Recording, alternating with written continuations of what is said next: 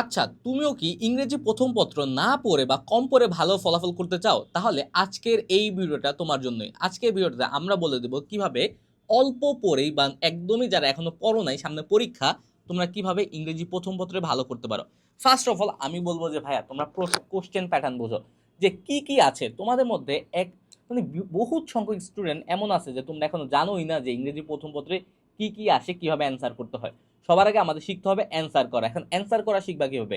Simply হচ্ছে model test দেওয়া লাগবে। কয়েকটা মডেল টেস্ট দিলে, দুইটা বা একটা মডেল টেস্ট দিলে তোমরা বুঝবা যে তোমাদের তোমাদের যে প্রিপারেশন আছে ওটা কি খারাপ অবস্থা। কারণ হচ্ছে তুমি এখন অল্প করে পাস করতে চাচ্ছ।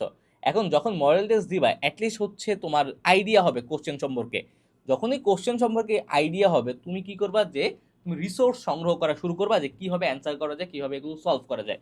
ফার্স্ট অফ অল আমি বলবো যে তোমার বড় ভাই বোন বা ক্লোজ কোনো ফ্রেন্ড যারা একটু ভালো স্টুডেন্ট তাদের হেল্প নেবা। তাদের হেল্প নেওয়ার পরে আগে কোশ্চেন প্যাটার্নটা বুঝবা, কারণ কোশ্চেন প্যাটার্নটা বোঝা খুব ইম্পর্টেন্ট। এখন আসলাম কোশ্চেন প্যাটার্ন স্যার বা অন্যান্য কোনো মাধ্যমে আমি শিখে গেলাম, এইবার লেখাপড়াটা করবো কিভাবে। ফার্স্ট অফ অল এইচএসসি 27 তোমরা হচ্ছে ইন ডিটেলস পড়বা, আর এইচএসসি 26 তোমরা কি করবা, তোমরা ফার্স্ট অফ অল শিখবা যে কিভাবে সিন প্যাসেজ যদি কমন না পড়ে অ্যান্সার করতে হয়, কিভাবে আনসিন প্যাসেজ কমন না পড়লে অ্যান্সার করা লাগে। আর মোস্ট ইম্পর্টেন্টলি তোমার কি শিখতে হবে, রিটেন পার্টটা। কারণ হচ্ছে তুমি যদি রিটেন পার্টটা না শিখো তাহলে জীবনও পাস করতে পারবে না।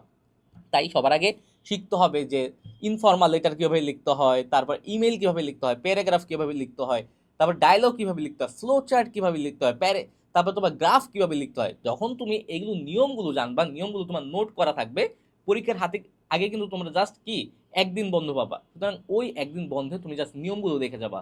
তারপরে পরীক্ষার হলে যদি ওই নিয়ম থেকে তোমার যাই আসবে না কেন, তুমি ওই নিয়ম অনুসারে অ্যান্সার করবা। আর যদি কমন না আসে তখন কি করবা, কমন না আসলে দেখো তোমার যদি নিয়মগুলো ঠিক থাকে, তোমার ভিতরে লেখাটা একটু খারাপ হলেও তোমাকে মার্কস দিয়ে দিবে। অ্যাটলিস্ট তুমি 50%, 50%, 60% মার্কস পাবা যদি ভিতরের লেখা আজে বাজেও হয়। কিন্তু একটা কথা হচ্ছে রিটেনের তোমার হচ্ছে নিয়মগুলো আর হাতের লেখাটা একটু সুন্দর হওয়া লাগবে, ক্লিয়ার হওয়া লাগবে। তাইলে আশা করা যায় যে 50%-এর উপরে মার্কস পাবা। এইভাবে প্রত্যেকটা রিটেনেই যদি তুমি 50%-এর উপরে মার্কস পাও, তোমার পাস নাম্বারটা কিন্তু অ্যাটলিস্ট চলে আসতেছে। এখন 5 নাম্বার আসার পরে তখন হচ্ছে তুমি অন্যান্য বিষয়ে ফোকাস করবা। এই ক্ষেত্রে আমরা আমাদের ইবিআই কোর্সের কথা বলতে পারি। ইবিআই কোর্সে আমরা 10টা ক্লাস ইংরেজি প্রথম পত্র শেষ করছি। এখন আমরা 10টা ক্লাসে কি পড়াইছি? অ্যাকচুয়ালি কি আমাদের যে ইংলিশ ফর টুডে বইটা 10টা ক্লাসে পড়ানো সম্ভব? না, 10টা ক্লাসে সম্ভব না। আমরা অ্যাকচুয়ালি কোথায় ফোকাস করছি? যে কিভাবে অ্যান্সার করা লাগে। যদি তোমার একটা জিনিস, একটা টপিক আনকমন পড়ে, কমন না আসে, তাহলে কিভাবে অ্যান্সার করবা? তুমি রিঅ্যারেঞ্জ কমন না আসলে কিভাবে অ্যান্সার করবা?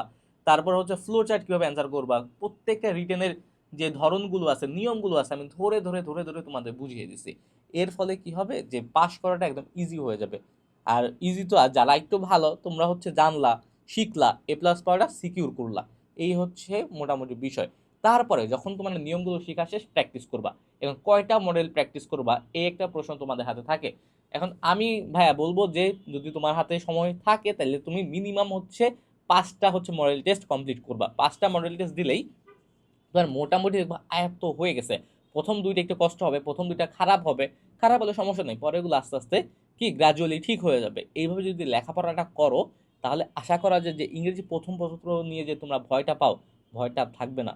ওকে, আর নোটটা করো, নোটটা করে রেখো, তাহলে পরীক্ষার আগের দিন একটু ইজি হবে। তাহলে আজকের এই ভিডিওটা এই পর্যন্তই, আবার দেখা হবে। সেই পর্যন্ত সুস্থ থাকো, ভালো থাকো। আসসালামু আলাইকুম।